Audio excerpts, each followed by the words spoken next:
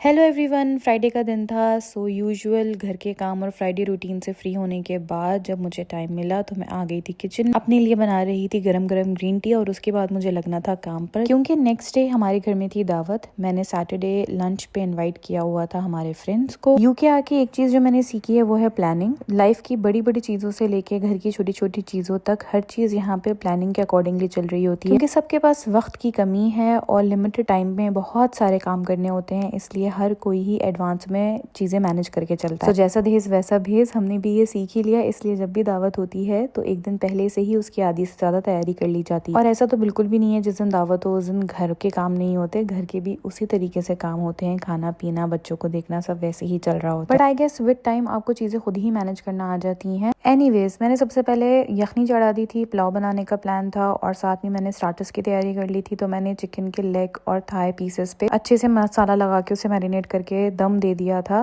कोयले से, और ये मैंने कोकोनट कोल यूज किया था। इसके अलावा मेरे पास बीफ का कीमा रखा हुआ था, तो मैंने उस सोचा कच्चे गोश्त की टिक्किया बना लेते हैं। बेसिकली कबाब ही होते हैं, हम लोग कच्चे गोश्त की टिक्किया कहते हैं। जितनी देर में मेरे स्टार्टर्स मैरिनेट हुए, बीफ पुलाव की यखनी तैयार हो चुकी थी। तो बस मैंने उसे स्ट्रेन आउट करके यखनी अलग कर ली, गोश्त अलग। अच्छा, साथ साथ मैंने जो रात में डिनर हमने करना था वो भी मैं बना रही थी। तो मैंने हाफ केजी कीमा अच्छे से भून लिया। मैं बना रही थी खड़े मसाले का कीमा, तो बस मैंने वो भी साथ साथ बना लिया था ताकि हमारा डिनर रेडी हो जाए। और अब मैं साथ साथ जो हमारे पुलाव के चावल है उसके लिए भी मसाला तैयार करके रख रही थी। आज मैं बहुत डिफरेंट स्टाइल का पुलाव बना रही थी। हमारे घर जो यखनी पुलाव बनता है वो बहुत टिपिकल सा होता है। उसमें बस सिर्फ यखनी होती है और उसके अंदर और कोई एक्स्ट्रा मसाला नहीं जाता है। खड़े गरम मसाले में गोश्त को हल्का सा फ्राई करके और फिर उसमें यखनी ऐड करके चावल डाल दिए जाते हैं। लेकिन आज मैं प्रॉपर पंजाबी स्टाइल यखनी पुलाव बना रही थी। रेसिपी मैंने इंटरनेट से देख ली थी और इसमें तो टमाटर भी ऐड हुए थे। सो फॉर अ चेंज ये रेसिपी मैंने ट्राई की थी और ये कैसे टर्न आउट हुई है नेक्स्ट पार्ट में देखिए। अभी मैं आ गई थी मटन कढ़ाई की तरफ। पहले मेरा इरादा था कि मटन को सिर्फ हाफ प्रेशर देके, यानी कि आधा गोश्त गला के रख दूंगी, सुबह फाइनलाइज करूंगी। मगर मेरे पास अभी थोड़ा सा टाइम था,